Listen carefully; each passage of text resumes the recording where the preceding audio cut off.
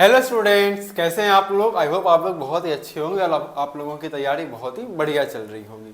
तो जैसा कि हमने प्रीवियस वीडियो में हमने क्या किया था आपके, तो सोशल साइंस के आपके सैंपल को हमने डिस्कस करना स्टार्ट किया था, जिसमें ना मेनली आपके हमने section A and section B को हमने कवर किया था बहुत ही अच्छे से डिटेल में। सो अगर आपने वीडियो नहीं देखे तो पहले क्या करोगे, वीडियो जरूर से एक बार यहाँ देख करके आओगे। आज हम लोग देखो जो डिस्कस करने वाले आपके ना सेक्शन को, वो सेक्शन आपका सी है और सेक्शन आपका डी है। यानी कि आज हम लोग आपके पॉलिटिकल साइंस एंड इकोनॉमिक्स के सेक्शन को यहाँ पर बहुत ही अच्छे से डिटेल में क्या करेंगे, आपका कवर करेंगे। सो स्टार्ट करते हैं। देखो सबसे पहला आपका क्वेश्चन यहाँ बोला गया आपका पॉलिटिकल साइंस सेक्शन सी में आपका क्वेश्चन नंबर हमारा है 20। इसमें देखो बोला है which of the following statement are true with respect to the ethnic composition of Belgium. अभी देखो चैप्टर फर्स्ट से ही क्वेश्चन आपका ये लिया गया है। अब पावर शेयरिंग का आपने चैप्टर पढ़ा हुआ है, अब वहीं पर क्या है आपको ना तो अलग अलग कंपोजिशन आपको देखने को मिलता है गवर्नमेंट के बेसिस पर, लैंग्वेज के बेसिस पर मेनली आपको। तो यहाँ पर आपको ना एथनिक कंपोजिशन बताना है आपका, कहाँ का बताना है सर, तो किसके बारे में, तो बेल्जियम को लेकर के आपको ना बताना है। और क्या जो स्टेटमेंट जो ट्रू है उस वाले स्टेटमेंट को आपको क्या करना है, तो सही से बताना है। चार देखो स्टेटमेंट आपका दिया गया है। पहला देखो बोला है 59% of the total population of Belgium lives in the Wallonia region and speaks French। ये पहला स्टेटमेंट आपका है। सेकंड देखो बोला है 40% live in the Flemish region and speak Dutch। Third statement हमारा है 1% of the Belgians speak German। And last आपका in the capital city Brussels 80% people speak French while 20% are Dutch speaking. अब यहाँ पर समझेंगे ना जो स्टेटमेंट हमारा क्या होगा, ट्रू होगा, हमको वो वाले स्टेटमेंट को क्या करना है, आपको बताना है। देखो जब सही वाले ने स्टेटमेंट के बारे में ना हम अगर बात करेंगे, देखो सही वाला स्टेटमेंट क्या क्या है। जैसे पहला देखो बोला है 59% ऑफ द टोटल पॉपुलेशन कहाँ रहते थे, आपके वैलोनियन रीजन में, और फ्रेंच बोलते थे, ये गलत हो जाएगा आपका। दूसरा हमारा है 40% lives in the Flemish region and speak Dutch. यानी कि जो 40% आपके पीपल थे वो कौन सा लैंग्वेज बोलते थे, आपके से फ्लेमिश रीजन में रहते थे और डच स्पीकिंग करते थे, ये भी आपका गलत है। अब यहाँ पर देखो ऑप्शन से आते हैं। जैसे हमको ट्रू बोला है ना, तो देखो फर्स्ट वाला ट्रू तो नहीं होगा सर, ये गलत हो जाएगा हमारा। इवन सी भी नहीं होगा, क्योंकि देखो सेकंड वाला भी आपका ट्रू नहीं है, हमने यहाँ पर चेक कर दिया है आपका। एंड डी वाला में क्या आपका 1 सही बोल रहा है, तो ये भी गलत हो जाएगा आपका। तो बचा सिर्फ और सिर्फ क्या आपका एक ही ऑप्शन, और वो आपका हो जाएगा ऑप्शन नंबर बी, इसका करेक्ट आंसर। यानी कि क्या हो जाएगा आपका, तो देखो स्टेटमेंट जो थर्ड है जिसके अंदर बोला है कि 1% जो बेल्जियंस थे आपके वो जर्मन बोलते थे, ये स्टेटमेंट आपका बिल्कुल करेक्ट है। और अगर बात करेंगे ना कैपिटल ब्रुसेल्स में 80% स्पीक क्या करते थे, आपके फ्रेंच बोलते थे, एंड 20% क्या करते थे, आपके डच स्पीकिंग करते थे। ये स्टेटमेंट भी आपका क्या हो जाएगा, बिल्कुल करेक्ट है। यानी कि जो सही आंसर हो जाएगा आपका वो ऑप्शन आपका बी होगा। चलो हम लोग आगे आते हैं अपने अगले क्वेश्चन पे। देखो नेक्स्ट हमारा क्वेश्चन इसमें बोला गया आपका the cartoon below depicts Germany's government that was formed after the 2005 elections. अब यहाँ पर देखो ना पिक्चर आपको देखने को मिल रहा है, तो ये जो कार्टून एक तरह से आपका पिक्चर बोलो कार्टून आपका है, तो ये कार्टून क्या कर रहा है आपके, तो जर्मन गवर्नमेंट को क्या कर रहा है, आपका डिपिक्ट कर रहा है। जर्मनी के गवर्नमेंट के बारे में आपको क्या किया जा रहा है, यहाँ पर बताया गया है। जो गवर्नमेंट का फॉर्मेशन कब हुआ था आपका, तो आफ्टर 2005 के इलेक्शंस के बाद में। It includes 2 major parties. यहीं पर ध्यान रखना है आपको ध्यान क्या रखना है सर, 2 मेजर पार्टीज के बारे में ना यहाँ पर बात किया गया है। तो जब 2 मेजर पार्टीज के बारे में यहाँ पर आपको क्या किया जा रहा है, बोला जा रहा है ऑफ द कंट्री का, namely the Christian Democratic Union and social democratic party. हमारा देखो काम यहाँ पर है कि यहाँ पर जो गवर्नमेंट का फॉर्मेशन किया गया आपका, 2 मेजर पार्टी ने मिल करके क्या क्या गवर्नमेंट का फॉर्मेशन किया है। एक पार्टी आपके Christian Democratic Union and second आपकी पार्टी है social democratic party. The two parties are historically competing with each other. Which of the options best explains the cartoon. तो यहाँ पर आपको बताना है कि सर इनमें से ना कौन सा जो ऑप्शन है वो बेहतर क्या होगा आपका देखने को मिल रहा है। जैसे पहला देखो ऑप्शन बोला है कोलिशन गवर्नमेंट के बारे में बोला है, सेकंड आपका है 2 पार्टी सिस्टम है ना, फिर आपका है डेमोक्रेटिक गवर्नमेंट और एक आपका है बाई पार्टी सिस्टम। अब देखो क्योंकि यहाँ पर हमको क्या बोला है सर दो मेजर पार्टी ने मिलकर सरकार को बनाया है, इसका मतलब यहाँ पर क्या हो जाएगा आपका, ये कोलिजन गवर्नमेंट हो जाएगा। जब कभी भी क्या होता है आपके ना दो या दो से ज्यादा पार्टीज मिलकर के क्या करती है, गवर्नमेंट का फॉर्मेशन करती है, उससे हम लोग क्या कहते हैं, कोलिजन गवर्नमेंट यानी कि आपके गठबंधन की सरकार। जैसे अभी हम लोग बात करेंगे ना सेंटर में क्या हमारे कंट्री में, तो सेंटर में अगर आप देखोगे तो आपको जो सरकार गवर्नमेंट देखने को मिलती है, सेंटर के अंदर जो करंटली आपका वो गवर्नमेंट भी कैसी आपकी है, तो वो गवर्नमेंट भी सर हमें कैसी देखने को मिलती है, तो वो गवर्नमेंट भी आपकी ना कोलिजन गवर्नमेंट है। यानी कि वो जो गवर्नमेंट है सर वो कैसे मिलकर के बनी है, तो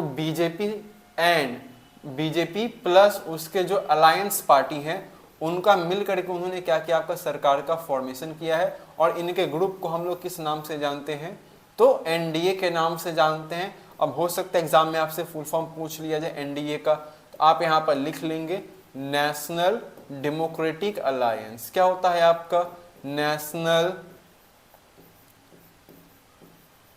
डेमोक्रेटिक अलायंस। ठीक है, इस चीज को याद रखना है आपको। क्लियर है, तो आंसर क्या हो जाएगा आपका इसका, तो ऑप्शन ए आपका इसका इस क्वेश्चन का करेक्ट आंसर हो जाएगा। चलिए आगे हम लोग आते हैं अगले क्वेश्चन पे।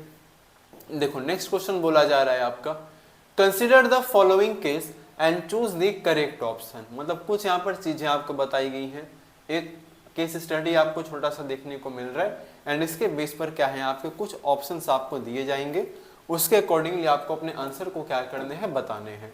देखो बोला जा रहा है क्या केस के अंदर में आपका, suppose the government of India plans to issue new currency. अब मान के चलो कि हमारी देश की जो गवर्नमेंट है वो न्यू करेंसी क्या करना चाह रही है सर, इशू करने का प्लान कर रही है। ठीक है, डिफरेंट डिनोमिनेशन में in order to curb the influence of black money. अब आपको पता है हमारे कंट्री में एक बार अभी कुछ समय तो नहीं है, बहुत ज्यादा समय हो गया अभी, तो आपका डीमोनेटाइजेशन हुआ था जिसको हम लोग नोटबंदी कहते हैं। क्यों किया जाता है सर, ताकि जो ब्लैक मनी है वो कंट्रोल उसको किया जा सके। तो इसी चीज को देखते हुए सरकार क्या करती है, तो अलग अलग डिनोमिनेशन में वो क्या करना चाहती है, न्यू करेंसी को इशू करना चाहती है हमारी। The government of state is oppose to this policy. लेकिन अब यहाँ पर जैसे देखो हमारे कंट्री में खासियत आपको पता है, हमारे यहाँ पर क्या है, तो फेडरलिज्म है। इसको हम लोग आगे डिस्कस भी करेंगे, क्वेश्चन में आपको मिलेगा भी। हमारे यहाँ पर क्या है सर, फेडरलिज्म है, जहां पर टू और मोर लेवल ऑफ गवर्नमेंट हमें देखने को मिलता है। टू और मोर लेवल्स ऑफ क्या होता है आपका, तो गवर्नमेंट हमें सर देखने को मिलता है। यानी कि दो लेवल के भी पहले अगर आप बात करोगे तो एक क्या होती है आपकी, सेंट्रल गवर्नमेंट होती है। एक हमारी कौन सी गवर्नमेंट होती है सर, सेंट्रल गवर्नमेंट होती है। एंड सेकंड हम लोग बात करेंगे तो ये हमारी होती है स्टेट गवर्नमेंट। क्लियर, इस बात को तो पहले आपको क्या रखना है, ध्यान में रखना है।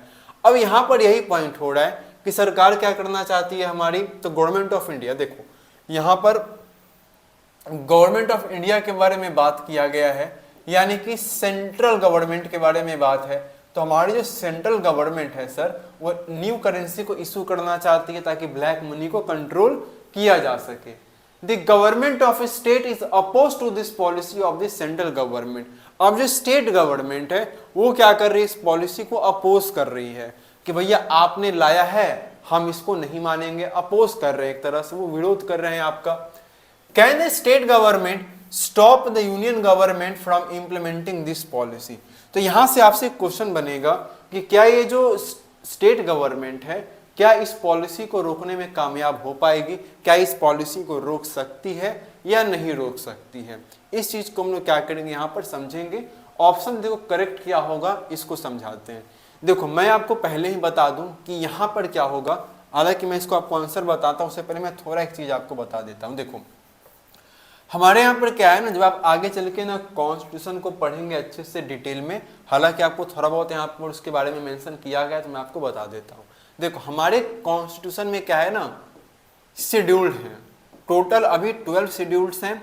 उसमें आपको ना 7th जब शेड्यूल्ड के बारे में आप बात करोगे तो वहां पर आपको ना लिस्ट के बारे में बताया गया है।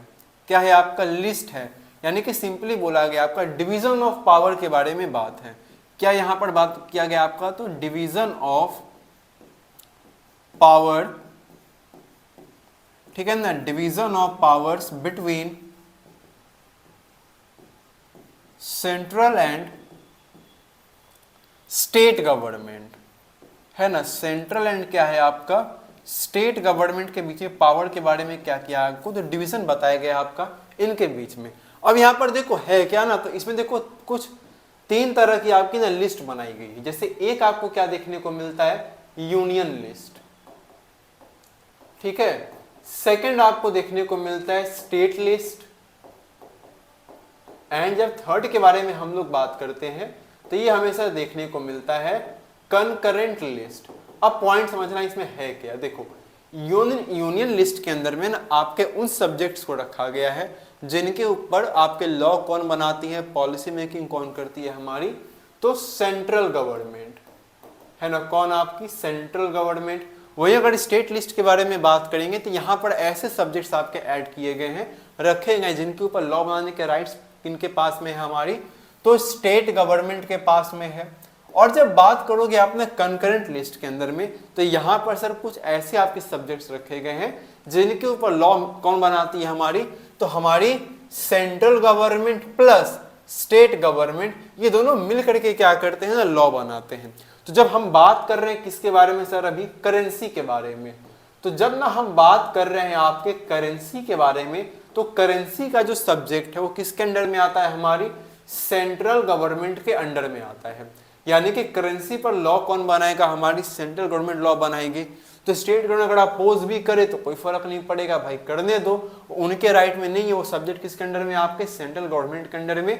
तो इसके ऊपर जो लॉ बनाया जाएगा, पॉलिसी जो मेकिंग का काम होगा, वो किनका होगा, सेंट्रल गवर्नमेंट का होगा। यानी कि यहाँ पर क्या बोला, क्या स्टेट इसको स्टॉप कर सकती, तो आंसर बिल्कुल क्लियर आपका है सर, नहीं कर सकती है ना। स्टेट गवर्नमेंट क्या करेगी, इसको स्टॉप नहीं कर सकती है। तो यस तो वाला गलत हो जाएगा आपका, यस वाला यहाँ भी है देखो गलत हो जाएगा। अब आप देखो 2 बचा हमारा, क्या बचा, no because any such change must be approved by the local government. भाई लोकल गवर्नमेंट कहाँ से आ गई, कोई काम ही नहीं है इसका।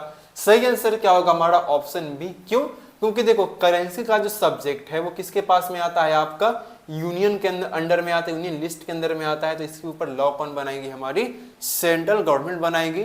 स्टेट गवर्नमेंट कितना भी कुछ बोल ले कोई फर्क नहीं पड़ता। क्लियर है, तो ऑप्शन बी आपका इसका क्या हो जाएगा, बिल्कुल करेक्ट आंसर हो जाएगा। चलो आगे हम लोग आते हैं अपने अगले क्वेश्चन पे। देखो क्वेश्चन नंबर 23 में क्या बोला है आपका, 2 statements are given as assertion A and reason. देखो 2 स्टेटमेंट आपके हैं असर्शन और रीजन वाले, ठीक है, उनको आपको पढ़ना है और 4 यहाँ पर ऑप्शन आपको दिए गए, उसके अकॉर्डिंगली आपको क्या करने हैं, आंसर अपने बताने हैं। जैसे पहला देखो असर्शन क्या बोला है, जैसे देखो ऑप्शन की अगर बात करें देखो क्या होगा, अगर दोनों सही होगा तो ए हो जाएगा, लेकिन इसमें कंडीशन क्या है आपका कि जो आपका असर्शन है वो रीजन, आपका जो रीजन है वो असर्शन का करेक्ट एक्सप्लेनेशन आपका होना चाहिए। दूसरा क्या बोलेगा आपके दोनों सही होगा लेकिन जो रीजन आपका वो असर्शन का करेक्ट एक्सप्लेनेशन आपका नहीं होगा। ऑप्शन सी में क्या बोलता है आपका कि ए ट्रू होगा आर फॉल्स होगा। डी में क्या बोलता है आपका सर कि ए फॉल्स होगा और आर क्या होगा आपका, तो ट्रू होगा। तो इसी के बेस पर हम लोग क्या करेंगे, इसको समझेंगे। देखो पहला स्टेटमेंट क्या है हमारा, exclusive attention to caste can produce negative results in democracy.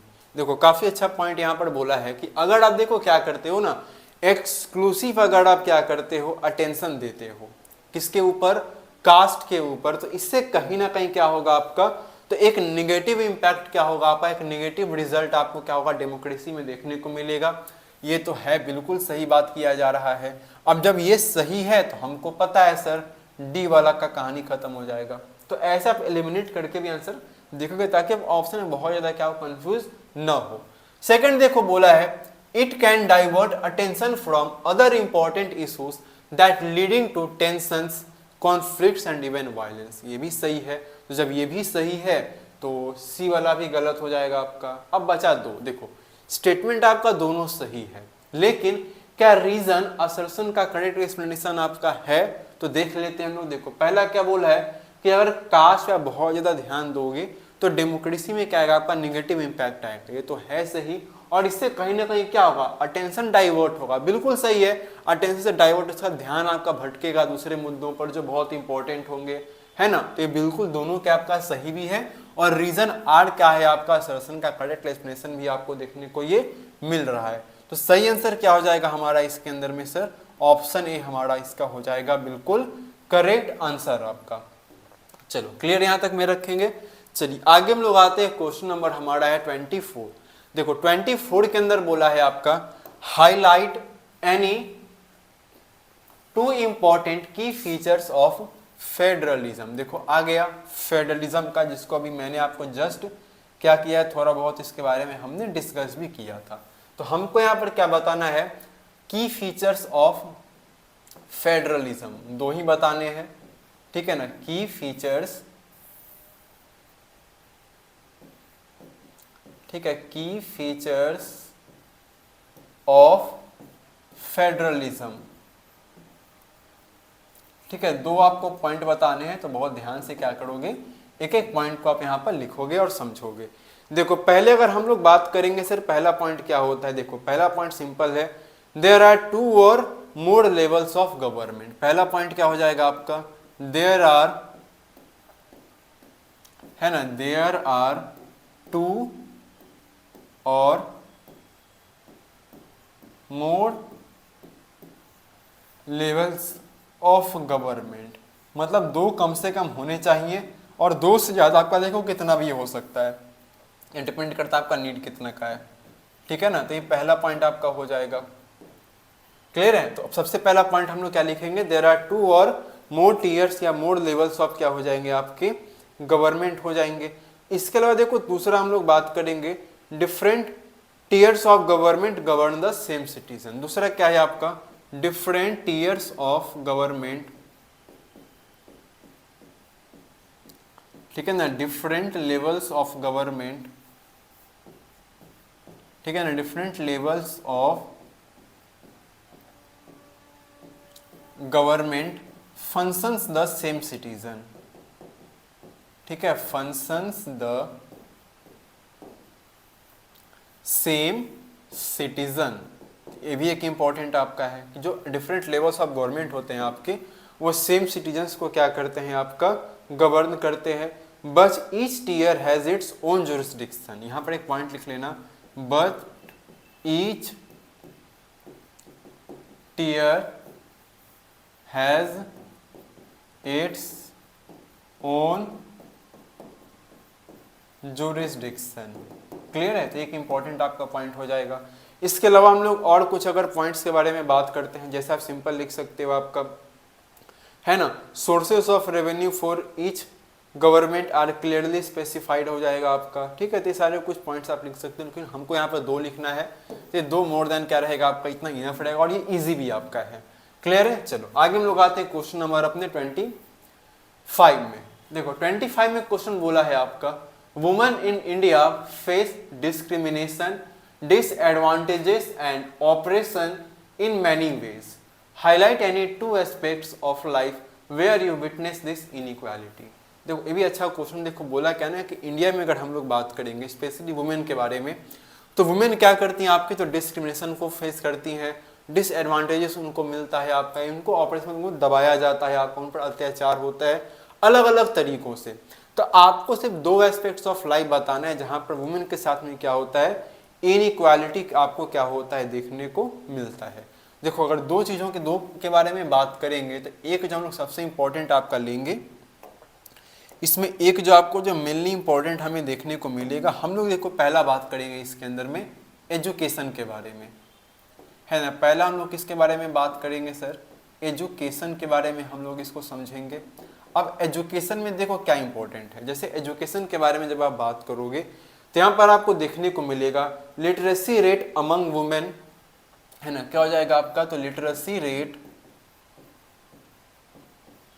है ना, literacy rate among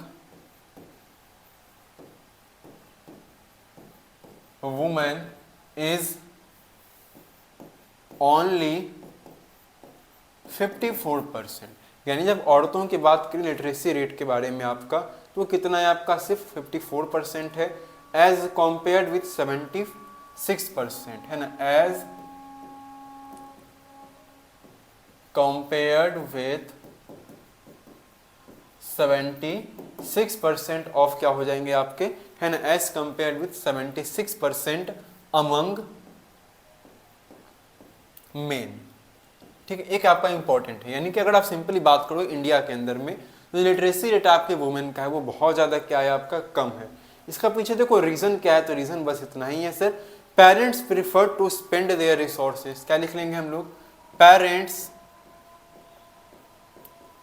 prefer to spend their resources on, ठीक है, तो parents prefer to spend their resources for their sons education, है ना, सिंपल लिख लेंगे फॉर देयर, ठीक है, फॉर देयर सन्स एजुकेशन, ठीक है, for their sons education, clear है, रेदर देन डॉटर्स, ठीक है ना, रेदर देन क्या हो जाएगा आपका, सो रेदर देन डॉटर्स, ठीक है, एक पहला आपका पॉइंट यहां पर लिख सकते हो। इसके अलावा देखो सेकंड अगर पॉइंट के बारे में बात करेंगे, सेकंड पॉइंट आपको बहुत ही आसानी से लिख सकते हो आप, जिसमें हम लोग सिंपली बात करेंगे, है ना, womens are paid less than men, ठीक है ना, women are paid less then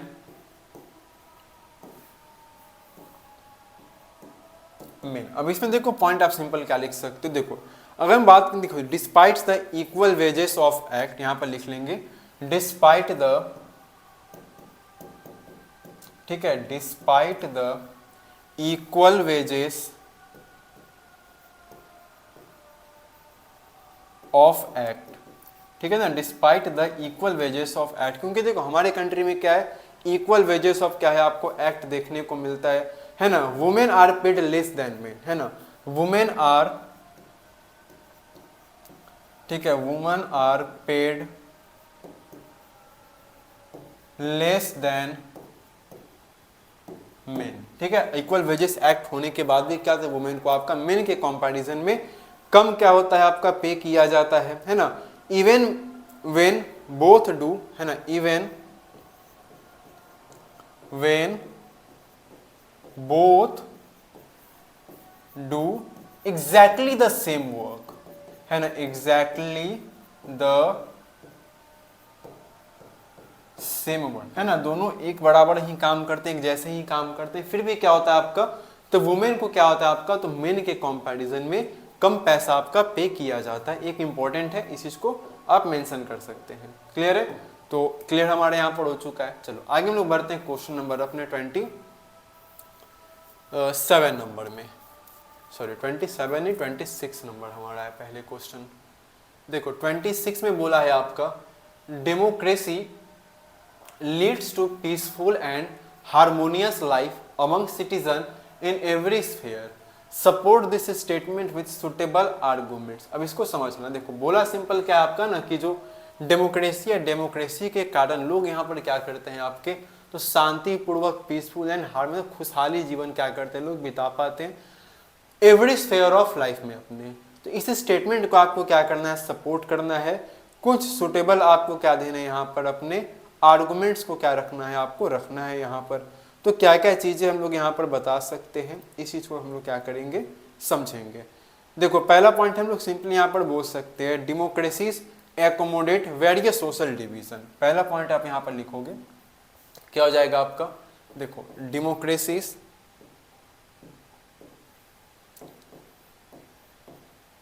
ठीक है ना, देखो पहला पॉइंट हम लोग यहाँ पर मेंशन कर रहे हैं आपका, कि जब देखो बात करेंगे हम लोग डेमोक्रेसी के बारे में, तो डेमोक्रेसीज क्या करते हैं आपके, तो अकोमोडेट वेरियस, है ना, डेमोक्रेसीज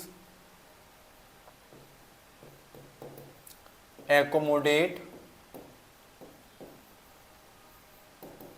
वेरियस सोशल डिवीजन, क्या हो जाएंगे हमारे, वेरियस सोशल डिविजन्स। यानी कि डेमोक्रेसी में हमें क्या देखने को मिलते हैं, बहुत सारे सोशल डिविजन्स हमें देखने को मिलते हैं। जैसे फॉर एग्जांपल अगर हम लोग बात करेंगे, है ना, जैसे एक बात करोगे फॉर एग्जाम्पल किसका हम लोग देखेंगे आपका ना बेल्जियम का, क्योंकि हमने इसको स्टोरी अच्छे से क्या की हुई है, पढ़ी हुई। तो बेल्जियम में देखो आपको क्या देखने को मिलता है, तो बेल्जियम में क्या होता है आपका बेल्जियम पीसफुली सॉल्व्ड देयर, है ना। बेल्जियम क्या करते हैं आपके, है ना, बेल्जियम पीसफुली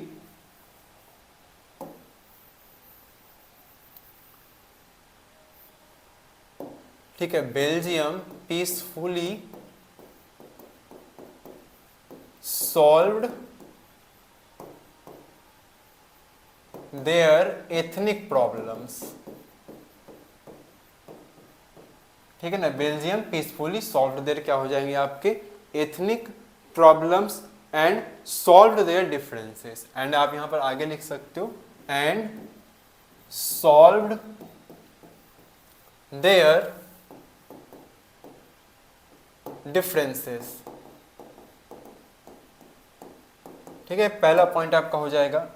आगे देखो सेकंड के बारे में हम लोग बात करेंगे। देखो सेकंड पॉइंट आप क्या यहाँ पर मेंशन करोगे, तो सेकंड में आप ना सिंपली यहाँ पर ये बता सकते हो all democracies usually develop a procedure, है ना। सेकंड पॉइंट यहाँ पर लिख लेंगे ऑल डेमोक्रेसीज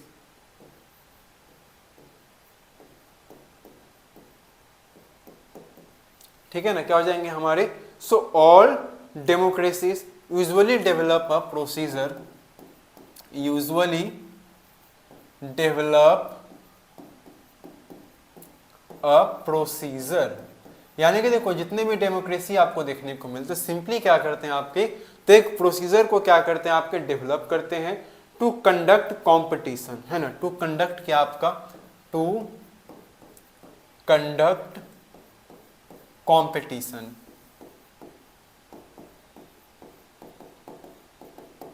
अब इसका देखो कहने का मतलब क्या है। देखो अब कंपटीशन कहने का मतलब हो जाएगा आपसे जैसे कंडक्ट इलेक्शंस, है ना। कंपटीशन कहने का मतलब आपका कंडक्ट इलेक्शंस, है ना, पावर शेयरिंग,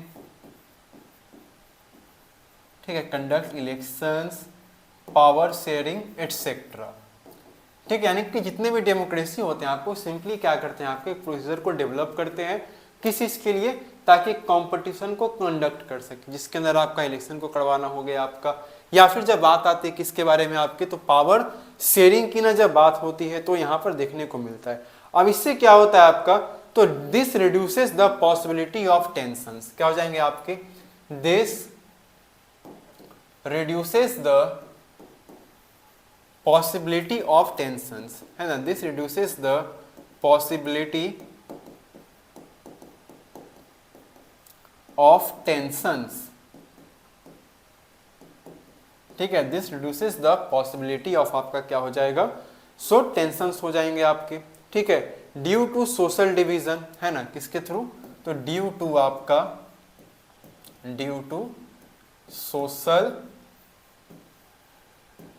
डिवीजन, ठीक है। तो दो इंपॉर्टेंट आपके पॉइंट यहां पर आपको देखने को मिल रहे हैं। तीसरे देखो अगर पॉइंट के बारे में हम लोग बात करते हैं, आप सिंपल यहां पर लिखोगे अ democracy is not just a rule by majority opinion. तीसरा देखना इंपॉर्टेंट पॉइंट क्या है आपका, तीसरा पॉइंट यहां पर आप लिखोगे अ democracy is not,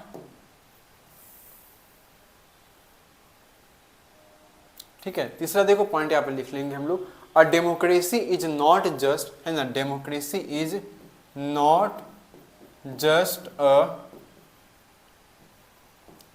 rule by majority opinion, ठीक है। A democracy is not just a rule by majority opinion, the majority always needs to, है ना, क्या लिखेंगे हम लोग, the majority always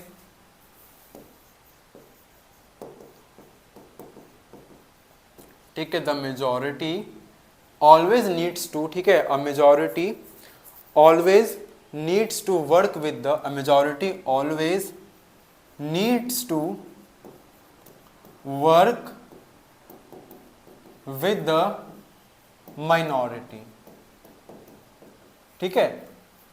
a majority always needs to work with the, क्या हो जाएंगे हमारे, वर्क विद द माइनॉरिटी, ठीक है। तो एक इंपॉर्टेंट आपका ये पॉइंट रहेगा, इसको क्या करेंगे, नोट कर लेंगे, ठीक है। Minority, so that the government represents the general view, है ना, सो दैट द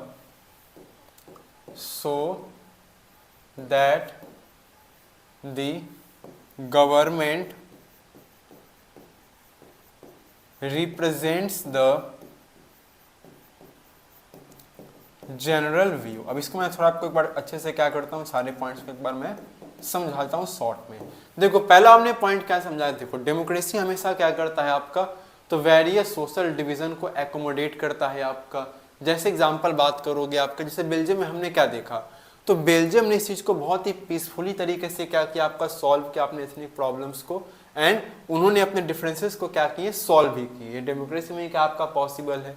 दूसरा हमने क्या देखा, देखो जितने भी डेमोक्रेसीज आपको देखने को मिलती हैं उनमें क्या होता है, तो यूजुअली क्या करते हैं, आपके एक प्रोसीजर को डेवलप करते हैं ताकि वो कंडक्ट कर सकें आपके कंपटीशन को। जैसे आपका पावर शेयरिंग के बारे में बात करेंगे, किस तरीके से ना अलग अलग गवर्नमेंट के पास अलग अलग तरह की पावर हमें देखने को मिलेगी, क्या उनके सब्जेक्ट्स होंगे आपके, या फिर इलेक्शन कैसे कंडक्ट आपका करवाया जाएगा। वहीं तीसरा हमने क्या देखा है, देखो डेमोक्रेसी में हमको पता है सर रूल किसका आता है, जो मेजॉरिटी जिनका ओपिनियन होता है उनका रूल आता है। लेकिन इसका मतलब ये बिल्कुल भी नहीं है कि माइनॉरिटी को आप बिल्कुल छोड़ दोगे। आपको क्या करना है, माइनॉरिटी के साथ उनको लेकर के आपको क्या करने होते हैं, काम करने होते हैं, ताकि जो एक जनरल व्यू हो सके गवर्नमेंट का, वो क्या हो सके, आपका रिप्रेजेंट हो सके। क्लियर है, तो ये पॉइंट आपका रहेगा। चलिए आगे हम लोग आते हैं अपने नेक्स्ट क्वेश्चन पे। क्वेश्चन नंबर हमारा है 27। अब ये देखो एकमात्र क्वेश्चन में आपको 5 नंबर का ये है, और इसी यहाँ पर आपको क्या दिए गए हैं, तो ऑप्शन भी आपको दिए गए हैं। आपको 27A 27B कोई भी एक आप क्या करोगे, इसमें से बनाओगे जो आपको आते होंगे। देखो पहला यहाँ पर बोला जा रहा है आपका, political parties play a significant role in the effective working of a democracy. मतलब देखो सिंपल आपको बोला है कि जो पॉलिटिकल पार्टीज होते हैं आपके ना, बहुत ही सिग्निफिकेंट रोल वो क्या करते हैं, आपका प्ले करते हैं, ताकि जो डेमोक्रेसी बहुत ही इफेक्टिव तरीके से क्या कर सके, आपका वर्क कर सके। इस स्टेटमेंट को आपको क्या करना है, अच्छे से एक्सप्लेन करना है। वहीं देखो दूसरा क्वेश्चन आपका यहाँ पर बोला जा रहा है ना। दूसरा देखो क्वेश्चन आपका बोला है कि analyse how the issues of leadership succession poses a challenge to political parties in India. तो हम लोग पहले क्या करते हैं 27 के एक को हम लोग क्या कर लेते हैं, आपका ना देखो डिस्कस कर लेते हैं। देखो 27 के ए में आपको देखो 5 नंबर का पूछा है, तो आपको कम से कम तो क्या करने हैं, 5 पॉइंट आपको यहाँ पर बताने ही है। देखो पहला हम लोग पॉइंट के बारे में बात किया, पॉलिटिकल पार्टीज के बारे में बात किया जाए, सिंपल आप यहाँ पर लिख लोगे। पहला एक पॉइंट आपका, पार्टीज कंटेस्ट इलेक्शंस, है ना, पार्टीज कंटेस्ट इलेक्शन, है ना, पार्टीज क्या करते हैं आपके, इलेक्शंस को कंटेस्ट करते हैं आपके। तो एक पहला आपका क्या रहेगा, मेजर इसमें पॉइंट रहेगा, elections are fought mainly among candidates, है ना, इलेक्शंस, ठीक है ना, elections are fought mainly among candidates, ठीक है ना। तो elections are fought mainly among क्या हो जाएगा आपका, candidates put up by political parties, है ना, किनके द्वारा किया जाता है आपका, so put up by political parties. तो ये पहला आपका पॉइंट यहां पर क्लियर रखना है आपको। सेकंड देखो पॉइंट में हम लोग बात करेंगे, सेकंड पॉइंट में देखो क्या आप लिखोगे। देखो सेकंड पॉइंट आपका बहुत ही सिंपल है, parties make loss for a country, simple आगे लिखेंगे आपका, parties make law for a country, है ना। पार्टीज ही क्या करते हैं आपके, जो पार्टीज होते हैं आपके वही क्या करते हैं आपके, तो लॉ वगैरह क्या करते हैं आपके, बनाते हैं। Laws are debated and passed in the legislature, है ना, लॉज क्या हो जाएगा आपके आगे आपका, तो laws are debated and passed in the legislature. Clear है? तो एक दूसरा पॉइंट आपका हो जाएगा। तीसरा देखो पॉइंट आप यहाँ पर ऐड करोगे जिसमें आप सिंपली यहाँ पर बात करोगे किसके बारे में आपका, तो यहाँ पर देखो बात करेंगे parties that lose election play the role of opposition party. Simple क्या हो जाएगा आपका, party that lose the election plays a role of opposition party, है ना, अपोजिशन पार्टी आपका। और ये बहुत इंपॉर्टेंट आपका, क्योंकि यही अपोजिशन पार्टी क्या करती है आपके, तो गवर्नमेंट के जो गलत काम होते हैं उनको क्या करती है, हमें बताती है, हम तक को बातें इंफॉर्मेशन वही देती हैं वो। तो ये तीसरा इंपॉर्टेंट एक पॉइंट आपका हो जाएगा। चौथा देखो पॉइंट आप मेंशन कर लोगे, पार्टीज से पब्लिक ओपिनियन, है ना, इंपॉर्टेंट आपका है। पार्टीज से पब्लिक ओपिनियन, ठीक है ना, पार्टीज सेव किसको करते हैं आपके, पब्लिक ओपिनियन को। भी कैसे होगा, देखो समझना क्या होता है। अब जो भी देखो अलग अलग पॉलिटिकल पार्टीज होती है ना, तो अलग अलग तरह के इश्यूज जो होते हैं हमारे कंट्री के अंदर में उनको बताती है, हमें अवेयर, हालांकि मैं ऑफकोर्स अच्छे से पता है, तो उनको प्रॉब्लम्स को हमें क्या करती है, हमें बताती है। प्लस हमें वो क्या करते हैं आपके, तो प्रोमिसेस करते हैं कि जब वो पावर में आएंगे आपके तो इन इश्यूज को क्या कर देंगे आपके, सॉल्व कर देंगे। इस तरह से पॉलिटिकल पार्टीज क्या करती है आपके, पब्लिक ओपिनियन को भी शेप करती है। एंड लास्ट हम लोग बात करेंगे आपका, है ना, एक सिंपल आप यहाँ पर पॉइंट एक और ऐड कर लोगे, parties put forward different policies and programmes. आप पांचवा पॉइंट यहाँ पर लिख लेंगे, पार्टीज पुट फॉरवर्ड डिफरेंट, है ना, different policies and programmes. Clear? 5 point आपका क्या हो जाएगा, इसका आंसर हो जाएगा आपके कि किस तरीके से पॉलिटिकल पार्टी एक इफेक्टिव डेमोक्रेसी के वर्किंग में बहुत इंपॉर्टेंट क्या करती है, आपका रोल प्ले करती है।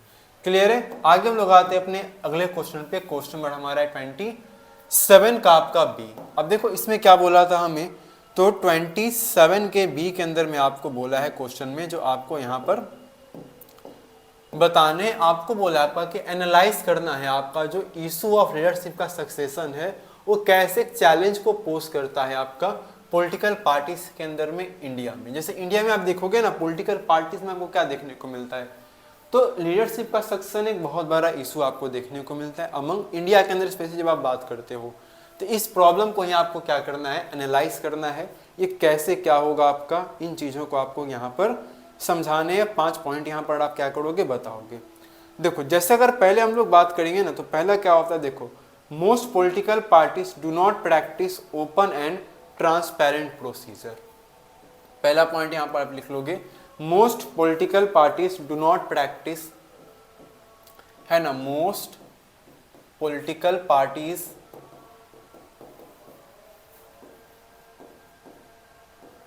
है ना, ठीक है। तो मोस्ट पॉलिटिकल पार्टीज छूट गया हमारा,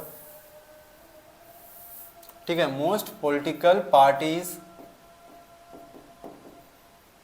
do not practice open and transparent system, ठीक है। तो most political parties do not practice open and transparent procedure for their functioning, है ना, transparent procedure for their functioning. Clear है? पहला एक इंपॉर्टेंट पॉइंट आपका हो जाएगा। सेकंड देखो इसमें आप ऐड ऑन कर सकते हो, जो सेकंड आपका इसमें पॉइंट चला जाएगा, इसमें आप देखो बात कर सकते हो आपका, ठीक है ना। तो यहां पर सिंपली क्या लिख लेंगे हमारा, those who happen to the leaders are in position of unfair advantage. Simple क्या लिख लेंगे हम लोग, दोज हु, ठीक है, those who happen to be the leader ठीक है, those who happens to be a leader, ठीक है ना, those who happens to be the leaders are in position of, है ना, आर इन, या ऐसे लिख सकते हो, to be leaders, to be the leaders. So those who happens to be the leaders are in a position of unfair advantage, है ना, are in a position of unfair advantage. अभी unfair advantage कैसा है, किस तरीके से, इस चीज को थोड़ा समझना, ठीक है। पहला तो देखो अनफेयर एडवांटेज के बारे में बोला है आपका, एज दे फेवर पीपल, है ना, as they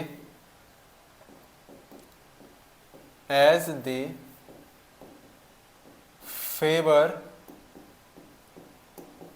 people close to them, ठीक है ना, as they favour people close to, ठीक है ना, क्लोज टू देम और even their family members, close to them और इवन देयर फैमिली मेंबर्स, ठीक है। सेकंड क्या हो जाएगा आपका, पॉइंट हो जाएगा। आगे लोग देखो बात करेंगे इसी के अंदर आपके ना थर्ड पॉइंट के बारे में। देखो तीसरा इसमें पॉइंट क्या रहेगा आपका, तो आप सिंपल यहां पर बोल सकते हो, यहां पर in many parties in India, है ना, इन मैनी पार्टीज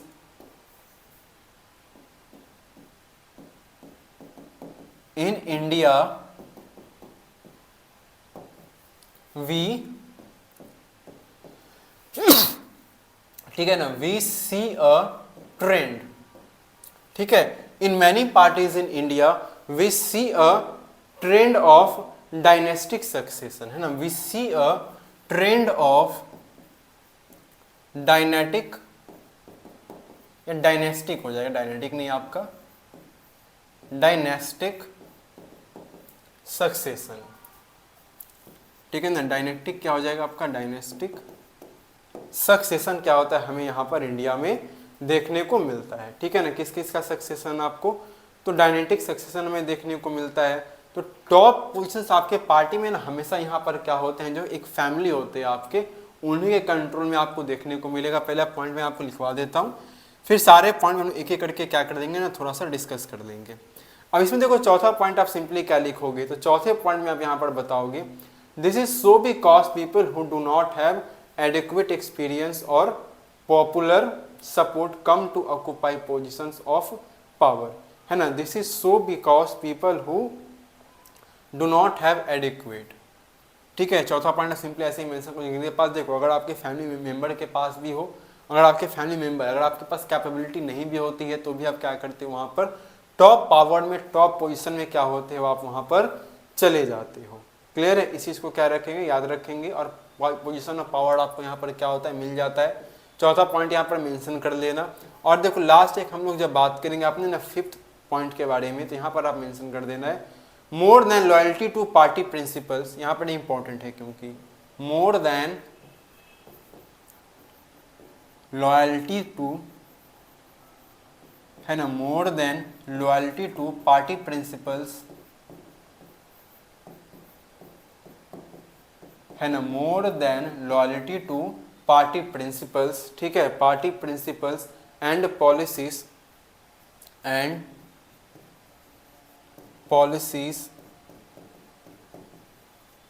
पर्सन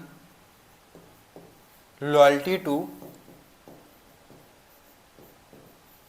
ठीक है। तो यहां पर देखो पॉइंट मेंशन कर लेंगे, more than loyalty to party principles and policies person loyalty to the leader become more powerful, है ना, loyalty to people, loyalty to leader,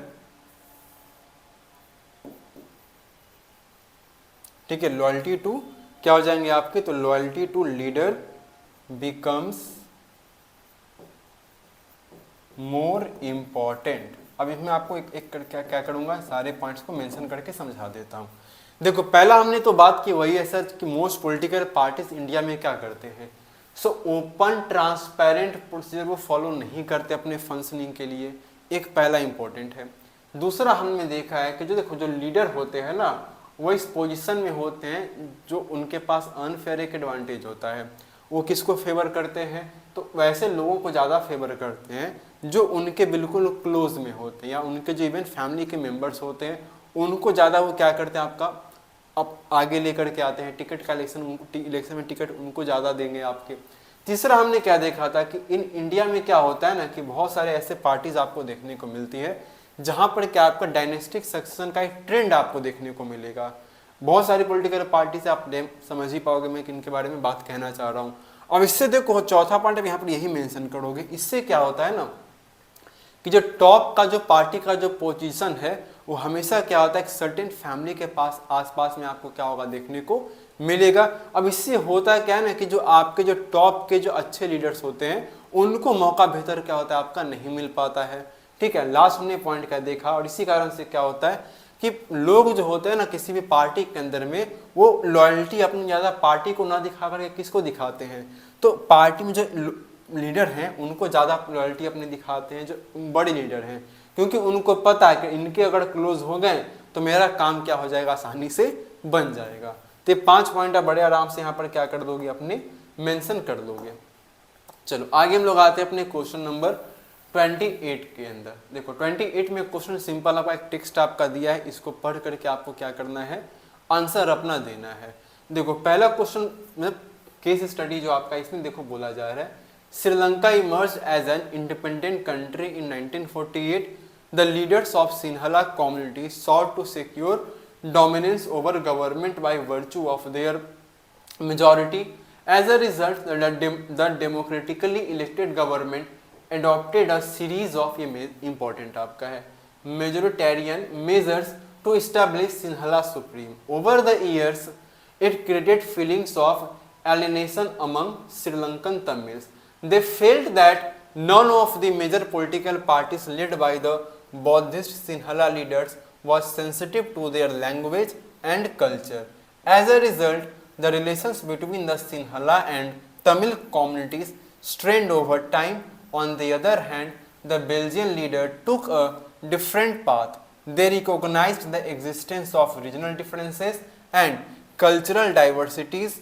Between 1970 and 1993, they amended their constitution 4 times to work out an arrangement that would enable everyone to live together with the same country. ये basically आपका जो chapter first आपका है ना power sharing का, आपने अगर chapter को पढ़ा है तो बिल्कुल बड़े आराम से आप इसका क्या कर पाओगे सारे क्वेश्चंस का आंसर कर पाओगे। तो इसमें कोई बहुत ज़्यादा दिमाग लगाने की नीड आपको एक्स्ट्रा है नहीं।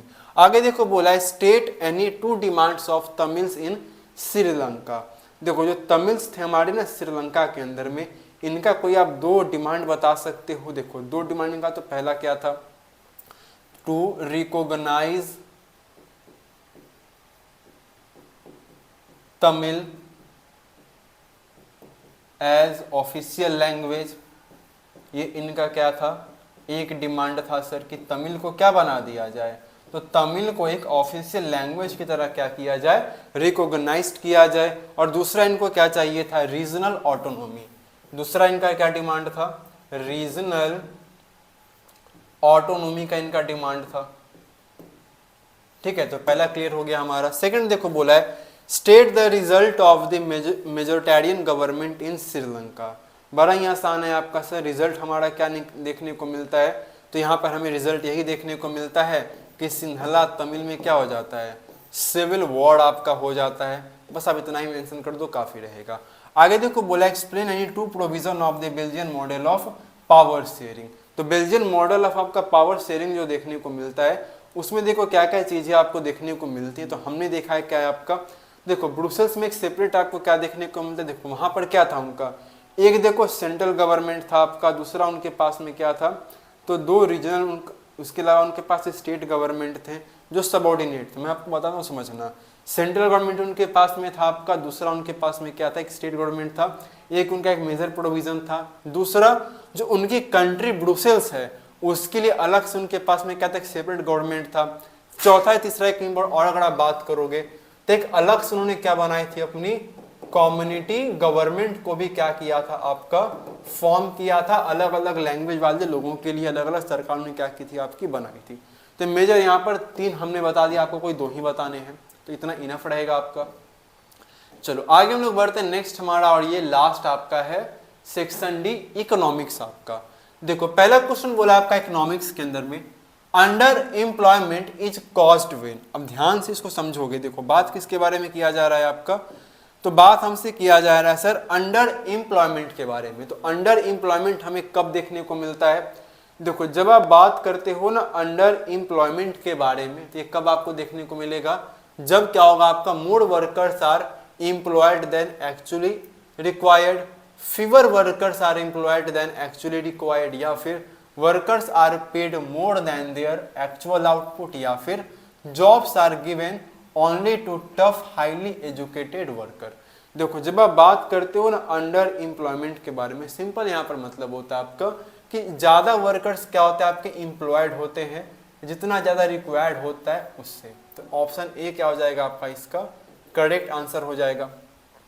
चलो नेक्स्ट हमारा है क्वेश्चन नंबर 30। इसमें देखो बोला है आपका, what can be inferred about the limitations of using per capita income average income to compare well being across countries, choose the correct option as the answer. देखो यहाँ पर किसके बारे में बात किया है आपका, सो पर कैपिटा इनकम। ये पर कैपिटा इनकम निकलता कैसे है सर, तो हमारा देखो क्या होता है, जब आप क्या करते हो अपने नेशनल इनकम को डिवाइड करते हो किससे, अपने कंट्री के नेशनल इनकम को जब आप क्या कर दोगे, टोटल पॉपुलेशन से डिवाइड कर देते हो, तब आपको क्या मिल जाता है, पर कैपिटा इनकम, जिसको आप एवरेज इनकम भी कहते हो। तो ये सिंपली बता रहा है आपका, इसमें करेक्ट ऑप्शन आपको चूज करना है इसके बारे में।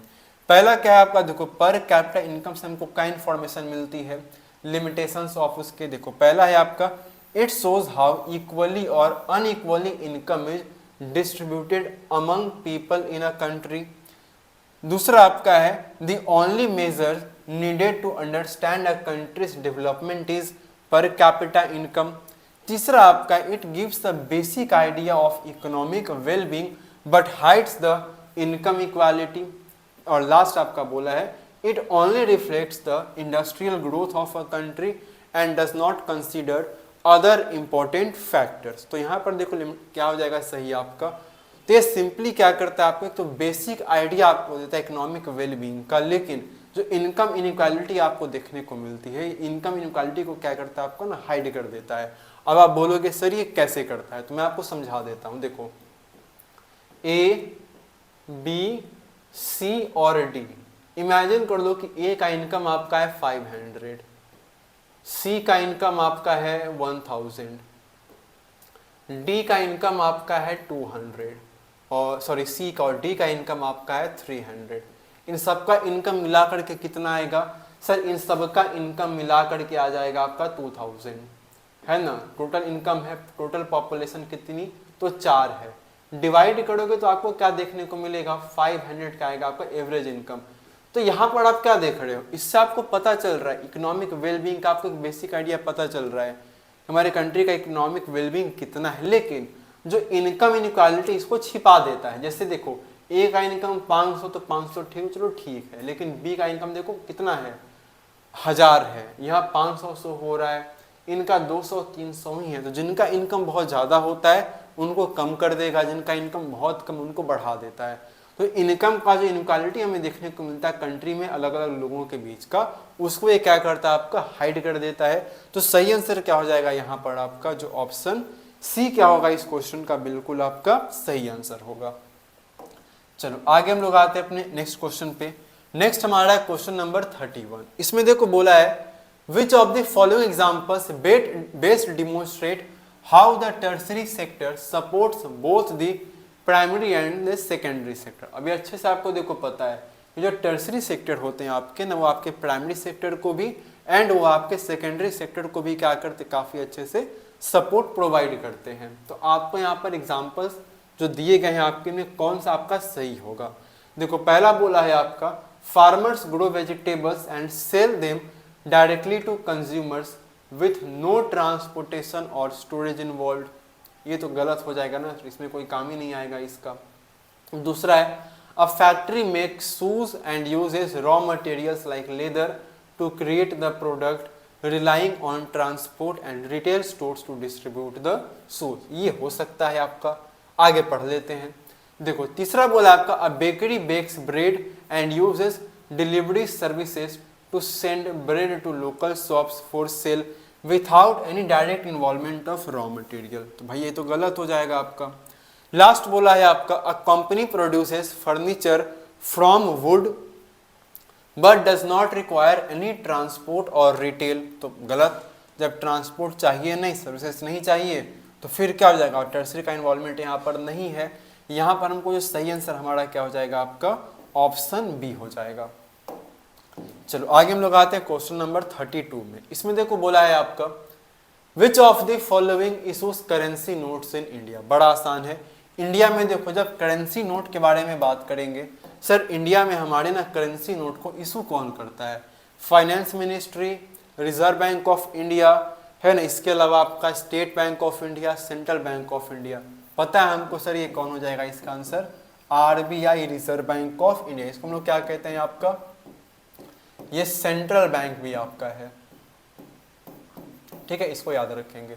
आगे देखो क्वेश्चन 33 बोला जा रहा है आपका person Z tries to explain how the requirement of a double coincidence of wants in a barter system limits trade and exchange.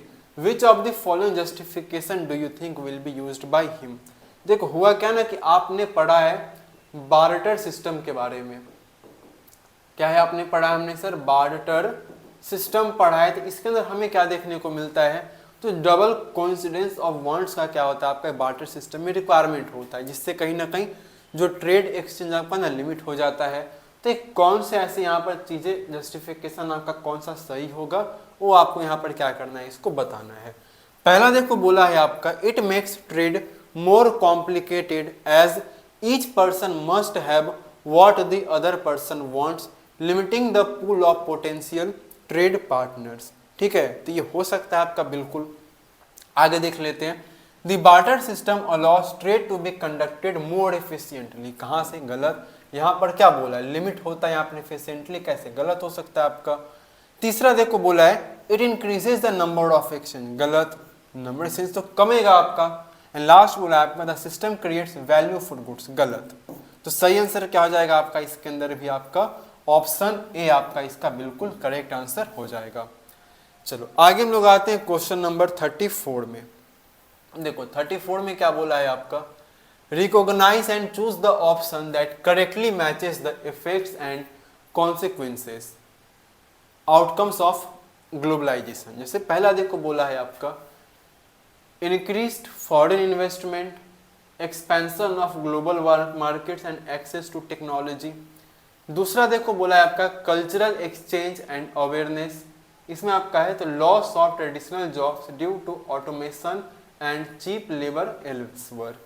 तीसरा देखो बोला है आपका technological exchange and awareness, spread of cultural practices, ideas and values across borders. Last आपको देखो बोला है growth of multinational companies, जिसमें हम लोग क्या देखेंगे आपका, तो जो लार्ज कंपनीज होते हैं वो becoming dominant players in global markets. आपको देखो ना सही वालों को क्या करना है, आपको देखो मैच करना है। जैसे देखो पहला अगर हम ना बात कर रहे हैं आपका कि क्या हो रहा है आपका, देखो फॉरेन इन्वेस्टमेंट क्या होगा आपका, इंक्रीज करेगा। देखो तो जब कभी भी क्या होगा आपका ना, जब फॉरेन इन्वेस्टमेंट क्या होगा आपका इंक्रीज करेगा, तो वहां पर आपको क्या देखने को मिल जाएगा सर, तो जब कभी भी देखो क्या होगा ना फॉरेन इन्वेस्टमेंट आपका अगर इंक्रीज करेगा, तो जाहिर सी बात है ग्लोबल मार्केट का एक्सपेंशन हमें देखने को मिलेगा, टेक्नोलॉजी का हमारे पास में क्या आएगा आपका एक्सेस आएगा। तो फर्स्ट का क्या हो जाएगा आपका, यहाँ पर हम लोग देखो समझ लेते हैं इस चीज को, यहीं से पॉइंट आता है हमारा, क्या हो जाएगा देखो, तो फर्स्ट का तो हमारा क्या हो जाएगा सर, देखो फर्स्ट का तो बिल्कुल फर्स्ट वाला ही क्या होगा हमारा सही हो जाएगा। सेकंड देखो बोला है कल्चरल एक्सचेंज एंड अवेयरनेस। जब कल्चरल एक्सचेंज होगा, आपका अवेयरनेस होगा, तो उससे हमें क्या देखने को मिलेगा सर, कल्चरल प्रैक्टिसेस आपके ना स्प्रेड करेंगे, जो आइडियाज हैं, जो वैल्यूज हैं अक्रॉस बॉर्डर वो आपके बढ़ेंगे। तो सेकंड का क्या हो जाएगा आपका, थर्ड हो जाएगा। आगे बात करते हैं थर्ड में। देखो थर्ड में क्या बोला है आपका, टेक्नोलॉजिकल एक्सचेंज एंड अवेयरनेस। देखो जब कभी भी टेक्नोलॉजिकल एक्सचेंज एंड अवेयरनेस आपको देखने को मिलेगा तो जाहिर सी बात है ट्रेडिशनल जॉब्स आपके क्या होंगे, कमेंगे, आपको अच्छे से पता है। तो थर्ड का क्या हो जाएगा आपका, सेकंड हो जाएगा। एंड ऑफ कोर्स हमारा एक ही बच गया फोर्थ का, तो फोर्थ का भी क्या हो जाएगा आपका, फोर्थ ही हो जाएगा। जब मल्टीनेशनल कॉर्पोरेशन का आपका ग्रोथ होगा तो लार्ज कंपनीज क्या होंगी, आपकी डोमिनेंट प्लेयर्स बन जाएंगी आपके कहाँ पर, ग्लोबल मार्केट के अंदर में। तो हमने क्या देखा सर, फर्स्ट का फर्स्ट, सेकंड का थर्ड। हमने क्या देखा, फर्स्ट का फर्स्ट, सेकंड का थर्ड। अब देखो फर्स्ट का फर्स्ट हमें क्या हो रहा है सर, एक ही जगह देखने को मिल रहा है डी के अंदर में। तो ऑप्शन हमारा इसका बिल्कुल क्या हो जाएगा, डी हमारा सही हो जाएगा। क्लियर है। चलिए आगे हम लोग आते हैं अपने अगले क्वेश्चन पे। अगला देखो क्वेश्चन हमारा बोला जा रहा है 35 में। इसमें देखो क्वेश्चन नंबर 35 में बोला आपका, evaluate the utility of public services in contributing to the overall well being of individuals and society. अब यहाँ पर देखो बहुत सारे आप पॉइंट में क्या कर सकते हो, इसको मेंशन कर सकते हो। तो आपको लेकिन देखो करना सिर्फ दो है। तो आपको एवेल्युएट करना है आपके यूटिलिटी ऑफ पब्लिक सर्विसेज को, जिसमें आप ओवरऑल वेलबींग इंडिविजुअल का क्या करते हो, सोसाइटी का, दोनों का ही आप क्या करते हो, देखते हो। तब सिंपल क्या क्या कर सकते हो इसके अंदर में, देखो मैं आपको पॉइंट्स यहाँ पर बताता हूँ, आप उसको अच्छे से क्या कर पाओगे ना, एक्सप्लेन करके समझ जाएंगे। देखो आप क्या क्या पॉइंट्स में क्या कर सकते हो, एड ऑन कर सकते हो। मैं आपको कॉलम बता देता हूँ। देखो पहला तो हम लोग क्या कर सकते हैं आपका sir, health care and public health, हम लोग इस पे ध्यान दे सकते हैं आपका, है ना, health care and public health इसमें आ सकता है आपका, है ना। इसके अलावा आप सेकंड पॉइंट में क्या मेंशन कर सकते हो आपके, तो सेकंड में आप मेंशन कर सकते हो आपका एजुकेशन एंड स्किल डेवलपमेंट, है ना। सेकंड क्या हो जाएगा आपका, तो एजुकेशन एंड स्किल डेवलपमेंट, ये दो आपको इलाबोरेट कर दोगे आप इन चीजों को। इसके अलावा देखो और भी बहुत सारे पॉइंट आप यहाँ पर मेंशन कर सकते हो। जैसे अगर आप बात करोगे सैनिटेशन एंड क्लीन वाटर के बारे में, है ना, सैनिटेशन एंड क्लीन वाटर। इसके अलावा एक और पॉइंट आप यहाँ पर इसमें मेंशन कर सकते हो, इंफ्रास्ट्रक्चर डेवलपमेंट का। तो चार पॉइंट मैंने आपको बताए, लेकिन आपका है ये 2 नंबर का, तो आप किसी 2 पॉइंट को, सॉरी 3 नंबर का है, तो आप किसी 3 क्वेश्चन 3 पॉइंट्स को आप क्या कर लेंगे यहाँ पर मेंशन कर सकते हो। चलो आगे हम लोग आते हैं क्वेश्चन नंबर अपने 36 में। ये भी आपके 3 नंबर का क्वेश्चन है। देखो इसमें बोला है आपका, expanding access to loans in the formal sector is important, yet it is equally critical that these loans are accessible to all people for national development। इसको आपको क्या करना है, जस्टिफाई करना है। 3 नंबर का है, तो 3 पॉइंट में आप इसको अच्छे से क्या कर पाओगे, तो जस्टिफाई इसको अच्छे से आप क्या करेंगे, तो कर देंगे। ठीक है ना। तो यहाँ पर ध्यान रखना है इस चीज को आपको। देखो जिसमें पहले आप देखो मेंशन क्या क्या कर सकते हो यहाँ पर, देखो हायर कॉस्ट ऑफ, देखो जो बोर्डिंग होता है आपके इनफॉर्मल, मैं आपको पॉइंट्स बताता हूँ, समझना ध्यान से। देखो हायर कॉस्ट आपका जब इनफॉर्मल सेक्टर से आप जब लोन लोगे वहां पर, तो वहां पर आपको क्या देखने को मिलता है, जो रेट ऑफ इंटरेस्ट होता है ना, वो रेट ऑफ इंटरेस्ट क्या होता है आपका, तो काफी ज्यादा होता है। रेट ऑफ इंटरेस्ट आपका वहां पर क्या होता है, काफी हाई आपको देखने को मिलता है। तो इस पॉइंट को क्या रखना है, आपको ध्यान रखना है।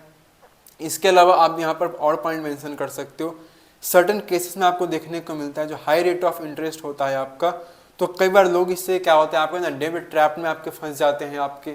इसके अलावा आप लिख लोगे जो सिंपल तीसरा पॉइंट आप मेंशन कर सकते हो, इस रीजन से क्या होता है, जो बैंक एंड कोऑपरेटिव सोसाइटीज होती है ज़्यादा आपको लोन दे पाती हैं, और क्रॉप्स जो ग्रो करते हो आपके बिजनेस वगैरह के लिए, इसमें भी क्या होता है, आपको क्रेडिट वगैरह पर चीज़ें देखने को ना मिल जाती हैं। तो और भी बहुत सारे पॉइंट है, आप इन चीज़ों को क्या कर लोगे, अच्छे से पॉइंट्स को मेंशन कर लेंगे। आगे हम लोग आते हैं अपने अगले क्वेश्चन पे। नेक्स्ट हमारा है क्वेश्चन नंबर आपका 37। इसमें देखो बोला है आपका 37 में,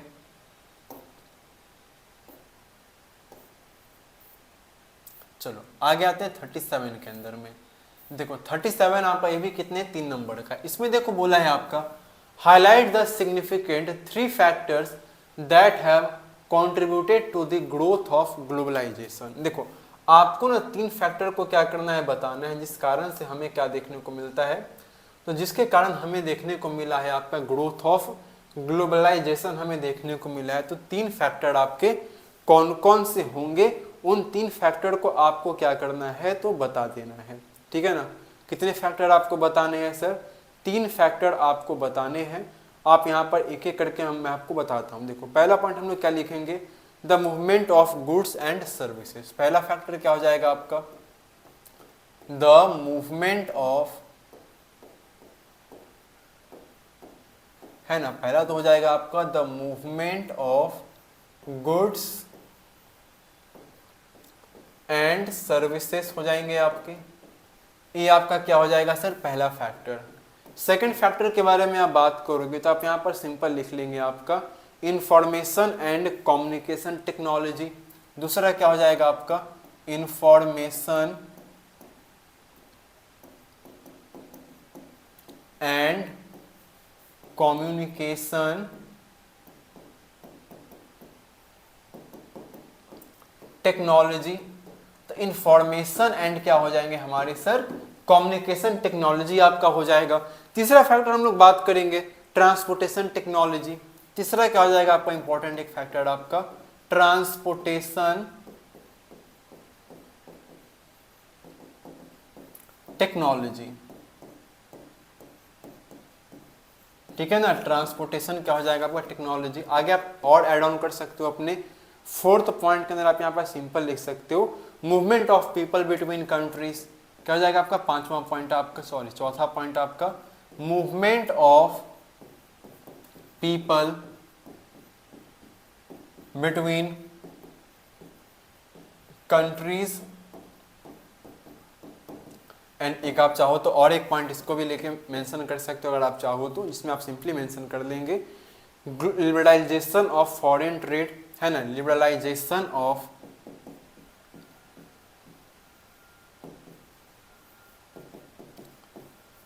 foreign trade and foreign trade policy, ठीक है ना। Foreign trade and foreign trade क्या हो जाएगा आपका, पॉलिसी हो जाएगा। तो 5 आपके पॉइंट है, कोई भी 3 पॉइंट आप क्या कर सकते हैं यहाँ पर लिख के मेंशन कर सकते हो। फॉरेन ट्रेड की जगह आप सिंपल यहाँ पर लिख लो, ज़्यादा बेहतर क्या रहेगा आपका फॉरेन इन्वेस्टमेंट पॉलिसी। क्लियर है, 5 पॉइंट हमने डिस्कस किए हैं, आप कोई भी 3 पॉइंट यहाँ पर लिख सकते हो अपने एग्जाम में। चलो आगे में आते हैं, नेक्स्ट हमारा लास्ट एक क्वेश्चन आपका है 38 नंबर। इसमें देखो 38 में क्या है आपका, तो आपके 5 नंबर वाली क्वेश्चन है, इस कारण से आपको यहाँ पर क्या दिया है, ऑप्शन आपको यहाँ पर देखने को मिल रहा है। तो ऑप्शन देखो क्या क्या बोला है आपका। देखो पहला ऑप्शन आपका, जैसे पहला क्वेश्चन आपको देखो बोला जा रहा है a research student spoke with 2 people. क्योंकि रिसर्च का कोई स्टूडेंट है, इसने 2 लोगों से ना बात की, एम एंड एन, एम और एन 2 लोग से इसने क्या किया आपका बात किया, to learn about their work related differences, ताकि उनका वर्क से क्या डिफरेंसेस रिलेटेड है उनके बारे में समझने के लिए। On the basis of the interview conducted with both of them, इसने क्या किया, दोनों का इंटरव्यू लिया, उसके बेसिस पर किसने क्या बात निकाला, the student concludes that while person M was working in an organized sector, M क्या कर रहा है सर आपका ऑर्गेनाइज्ड सेक्टर में काम करता है, यही N क्या करता है आपका, वो एम्प्लॉयड है एक ऐसे वर्क प्लेस में जो कि कैसा है आपका अनऑर्गेनाइज्ड में क्या करता है आपका, वो फंक्शन करता है। आपको की डिफरेंसेस बताने हैं किसके बीच में, ये जो 2 सेक्टर आपको देखने को मिलता है उसके बीच में, have enabled the research student to come to this conclusion, ठीक है। तो आपको यहाँ पर क्या करना है, इसी के बारे में क्या कर देना है आपको, तो बता देना है। देखो अगर हम ना बात करते हैं working condition of M person का, देखो अब अगर मैं आप एक एक पॉइंट करके हम ना बात करें, आप उन पॉइंट्स को क्या कर लेना, समझ लेना। देखो पहले अगर हम यहाँ पर बात करें ऑर्गेनाइज्ड सेक्टर के बारे में, ऑर्गेनाइज्ड या आप सिंपल लिख सकते हो, अच्छे से लिख लो ऑर्गेनाइज्ड सेक्टर, और दूसरा क्या हो जाएगा आपका अनऑर्गेनाइज्ड सेक्टर। देखो मेनली आपको यहाँ पर सिर्फ और सिर्फ क्या करने हैं, इन दोनों के बीच में ना क्या डिफरेंसेस हैं आपको बस वही बताना है। क्लियर? तो हम लोग यहाँ पर डिफरेंसेस क्या कर लेते हैं, एक लाइन ड्रॉ कर देते हैं। अब यहाँ पर जो जो डिफरेंसेस होंगे हम उनको एक एक करके क्या कर लेंगे सर, यहाँ पर समझ लेंगे। मेनली 5 पॉइंट में हम लोग क्या करेंगे, यहाँ पर इसको डिस्कस करेंगे। देखो पहला पॉइंट आप क्या करोगे, देखो रेगुलर सेक्टर में क्या होता है आपका, रेगुलर एम्प्लॉयमेंट होता है। क्या होता है आपका सर, इसके अंदर में रेगुलर एम्प्लॉयमेंट आपको देखने को मिलता है। किसके अंदर में, ऑर्गेनाइज्ड सेक्टर के अंदर में। वहीं जब बात करेंगे हम लोग अनऑर्गेनाइज्ड के अंदर में, इसके अंदर आपको क्या देखने को मिलता है, इर्रेगुलर एम्प्लॉयमेंट होता है आपका, है ना। क्या होता है आपका, तो इर्रेगुलर एम्प्लॉयमेंट होता है। तो पहला पॉइंट हमने यहाँ पर डिस्कस किया, आप इसको इलाबोरेट कर लेंगे 1-2 लाइन में। हम लोग बस यहाँ पर क्या करते हैं, पॉइंट को क्या करते हैं, समझ लेते हैं। दूसरा देखो इसमें क्या होता है आपका, गवर्नमेंट का रेगुलेशन आपको देखने को मिलता है। इसमें क्या होता है आपका, तो गवर्नमेंट का रेगुलेशन आपको देखने को मिलेगा, है ना। गवर्नमेंट रेगुलेशंस आपको यहाँ पर क्या होंगे, देखने को मिलते हैं। और यहाँ पर क्या हो जाएगा आपका, जाहिर सी बात है सर, यहाँ पर लैक हुआ गवर्नमेंट का रेगुलेशन, तो यहाँ पर आप लिख लोगे लैक ऑफ गवर्नमेंट रेगुलेशन, है ना। लैक ऑफ क्या हो जाएगा हमारा, गवर्नमेंट रेगुलेशन। आगे हम लोग आते हैं तीसरे पॉइंट के ऊपर। देखो तीसरा पॉइंट आप मेंशन यहाँ पर करेंगे, और ये भी अच्छा एक पॉइंट आपका रहेगा, इसमें आप मेंशन कर दोगे यहाँ पर आपका ओवर टाइम कंपनसेशन। सिंपल यहाँ पर हम लोग क्या कर देंगे, सिंपल आप यहाँ पर लिख सकते हो ओवर टाइम कंपनसेशन के अलावा आप यहाँ पर लिख सकते हो आपका यहाँ पर क्या हो जाएगा, एम्प्लॉयमेंट एम्प्लॉय बेनिफिट्स। यहाँ पर क्या हो जाएगा आपका, एम्प्लॉय बेनिफिट्स, एम्प्लॉय बेनिफिट्स आपको देखने को मिलता है। और यहाँ पर जस्ट इसका अपोजिट क्या हो जाएगा आपका, नो एम्प्लॉय बेनिफिट्स, है ना। नो एम्प्लॉय बेनिफिट्स आपको देखने को मिल जाएगा। आगे बात करेंगे इसमें चौथे पॉइंट के बारे में, अगर तो चौथा पॉइंट आप यहाँ पर लिख लोगे आपका, है ना। इसमें आप सिंपली क्या कर लेंगे, तो चौथा पॉइंट यहाँ पर हम लोग जो मेंशन करेंगे आपका, यहाँ पर देखो क्या होता है आपका ना, तो जॉब का आपका सिक्योरिटी होता है। यहाँ पर सिंपल कर सकते हो आप यहाँ पर, तो यहाँ पर एक फॉर्मल क्या होता है आपका, प्रोसेस होता है ना। फॉर्मल क्या होता है आपका, प्रोसेस होता है। यहाँ पर चौथा पॉइंट क्या लिख लोगे आपका सर, ये फॉर्मल प्रोसेस होता है ना। फॉर्मल प्रोसेस आपको ये देखने को मिलता है। लेकिन वहीं हम लोग बात करेंगे यहाँ पर क्या होता है आपका, इनफॉर्मल जॉब्स होता है। फॉर्मल प्रोसेस होता है आपका, फॉर्मल जॉब कह लो, इनफॉर्मल जॉब यहाँ पर आपको देखने को मिलते हैं। इसके कंपैरिजन, है ना, क्या हो जाएगा आपका, इनफॉर्मल जॉब्स यहाँ पर आपको देखने को मिलते हैं। इसके अलावा हम और 1-2 पॉइंट के बारे में बात करेंगे। तो यहाँ पर क्या होता है आपका, तो रिटायरमेंट बेनिफिट्स आपको देखने को मिलता है। ठीक है, रिटायरमेंट का क्या होता है आपका, बेनिफिट देखने को मिल जाएगा। यहाँ पर क्या होता है आपका, तो आप एम्प्लॉयर पर क्या होते हो, डिपेंडेंस होते हो।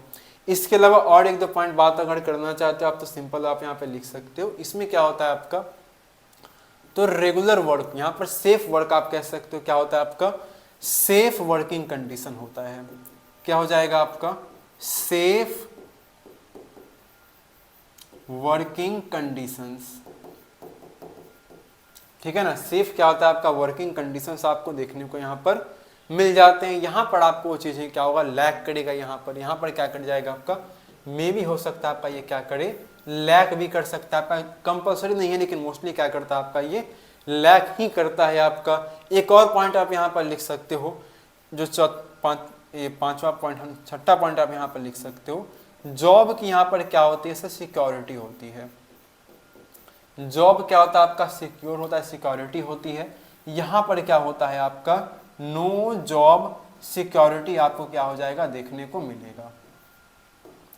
है ना, नो जॉब सिक्योरिटी आपको देखने को मिलता है। तो ये 5-6 पॉइंट्स आप यहाँ पर अच्छे से क्या कर लोगे, इसको ये पॉइंट्स आपके, इनको आप थोड़ा बहुत क्या कर लोगे, एक एक लाइन में इलाबोरेट करके अच्छे से लिख लोगे। चलो आगे हम लोग आते हैं अपने इसी का जो लास्ट पॉइंट क्वेश्चन हमारा बच रहा है 38 का बी।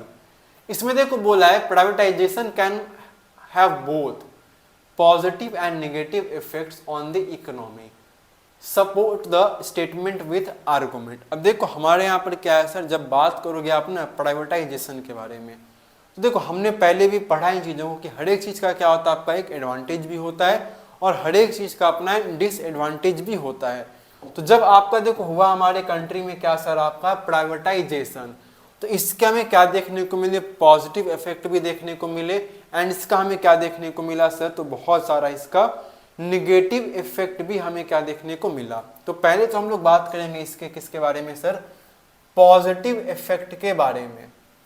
ठीक है, पहले किसके बारे में बात कर लिया जाए, तो पहले बात करेंगे पॉजिटिव चीज़ों के बारे में। देखो तो सबसे पहले हम लोग इसके बारे में बात कर लेते हैं, इसके हमें सर पॉजिटिव इफेक्ट्स क्या क्या देखने को मिले हैं प्राइवेटाइजेशन के। तो पहला पॉइंट यहाँ पर लिख सकते हो, जब बात करेंगे हम लोग इसके पॉजिटिव इफेक्ट के बारे में, तो आप यहाँ पर लिखोगे इंक्रीज्ड एफिशिएंसी एंड प्रोडक्टिविटी। पहला तो क्या हुआ है आपका sir, increased efficiency and productivity. ठीक है, पहला आपका पॉइंट हो जाएगा जो हमें क्या देखने को मिला, इसका पॉजिटिव इफेक्ट देखने को मिला है। सेकंड हम लोग बात करेंगे इंप्रूव्ड क्वालिटी ऑफ सर्विसेज। दूसरा हमें क्या देखने को मिला, इंप्रूव्ड क्वालिटी ऑफ सर्विसेज। तीसरा अगर हम लोग बात करेंगे इसके पॉजिटिव इफेक्ट के बारे में, तो हमें देखने को मिलता है आपका रिड्यूस्ड गवर्नमेंट बर्डन। क्या हो जाएगा आपका, reduced government burden, reduced government burden आपका। तो 3 पॉइंट हमने यहां पर क्या किया, आपका समझा है। ठीक है, तो 3 पॉइंट आपका इतना इनफ रहेगा आपका। आगे हम लोग बात करते हैं इसके नेगेटिव इफेक्ट के बारे में। आगे हम लोग क्या समझते हैं इसका सर, नेगेटिव इफेक्ट क्या रहा है।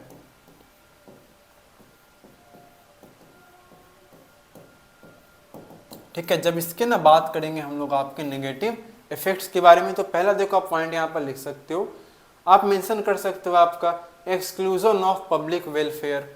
पहला तो पॉइंट क्या हो जाएगा आपका, एक्सक्लूजन ऑफ, ठीक है, एक्सक्लूजन ऑफ पब्लिक वेलफेयर। ठीक है, तो पब्लिक वेलफेयर का हमें यहाँ पर क्या देखने को मिलेगा, एक्सक्लूजन देखने को मिलेगा। क्यों, क्योंकि profit being the only motive. क्या हो जाएगा आपका, profit being the only motive. ठीक है, ओनली मोटिव हो जाएगा आपका। सेकंड हम लोग बात यहां पर करेंगे पॉइंट में, जो हमें देखने को मिलता है इसके अंदर में आपका लॉस ऑफ एम्प्लॉयमेंट सिक्योरिटी, या लैक ऑफ लिख सकते हो आपका। लैक ऑफ क्या हो जाएगा आपका, तो लैक ऑफ एम्प्लॉयमेंट, या लैक नहीं, लॉस ज्यादा सही रहेगा आपका, है ना। क्या हो जाएगा आपका, लॉस होगा। ठीक है ना, तो लॉस ऑफ, ठीक है, लॉस ऑफ एम्प्लॉयमेंट सिक्योरिटी। ठीक है, तो एक दूसरा पॉइंट हमारा इसके अंदर मेंशन हम लोग कर लेंगे। तीसरा पॉइंट हम लोग बात करेंगे यहां पर, तो आप तीसरे पॉइंट में यहां पर लिख सकते हो, ठीक है, wide gap between rich and poor. क्या हो जाएगा आपका, वाइड गैप, ठीक है, wide gap between rich and poor. ठीक है, वाइड गैप बिटवीन आपका रिच एंड पुअर। अभी क्यों होगा आपका, देखो वाइड गैप हमें देखने को मिलेगा रिच एंड पुअर के बीच में, due to inaccessibility of basic facilities, है ना, ड्यू टू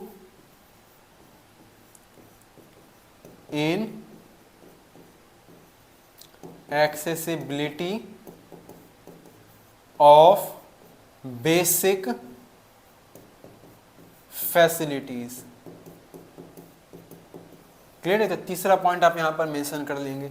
एक चौथा पॉइंट अगर हम लोग यहां पर बात करें, आप इसमें देखो मेंशन कर सकते हो अपने चौथे पॉइंट में आपका लोअर गवर्नमेंट अकाउंटेबिलिटी। इसमें चौथा पॉइंट क्या हो जाएगा आपका, लोअर गवर्नमेंट अकाउंटेबिलिटी। क्लियर है? अब देखो हमने 7 पॉइंट को डिस्कस कर लिया, लेकिन हमको 5 पॉइंट को डिस्कस करना है। तो आप कोई भी क्या करना, 2 या पॉइंट आप इसका डिस्कस कर देना, लिख लेना, और कोई भी 3 पॉइंट आप इसका क्या कर देना, बता देना, है ना। कोई भी 3 पॉइंट आप क्या कर देंगे, नेगेटिव का बता देंगे, कोई 2 पॉइंट आप अपने पॉजिटिव का बता दोगे, आपके 5 पॉइंट यहाँ पर हो जाएंगे। क्लियर है? तो इसके साथ ही हमारा ये जो सेशन है हम इसको यहाँ पर अपने एंड करेंगे, क्योंकि हमने क्या किया, आपके सोशल साइंस से कंप्लीट सैंपल पेपर को हमने यहाँ पर बहुत अच्छे से डिटेल में डिस्कस किया। आई होप आपको बहुत अच्छे समझ में आया होगा और आपको बेसिक आइडिया आपको यहाँ से पता चल चुका होगा कि कैसे एग्जाम में आपके ना बोर्ड के क्वेश्चंस पूछे जाएंगे और क्वेश्चंस का अप्रोच आपको अपना किस तरीके से रखना है। खास में जब हम लोग बात करते हैं आपके एमसीक्यू क्वेश्चंस की, तो अगर आपको देखो आंसर नहीं भी पता है, जैसा हमने देखा है, आपको ऑप्शंस को एलिमिनेट करके भी क्या कर सकते हो, बहुत सारे आंसर्स को आप फाइंड आउट कर सकते हो। तो इसके साथ हम यहाँ पर सेशन को अपने एंड करेंगे आपका। And all the best for your exam. तब तक के लिए thank you and take care.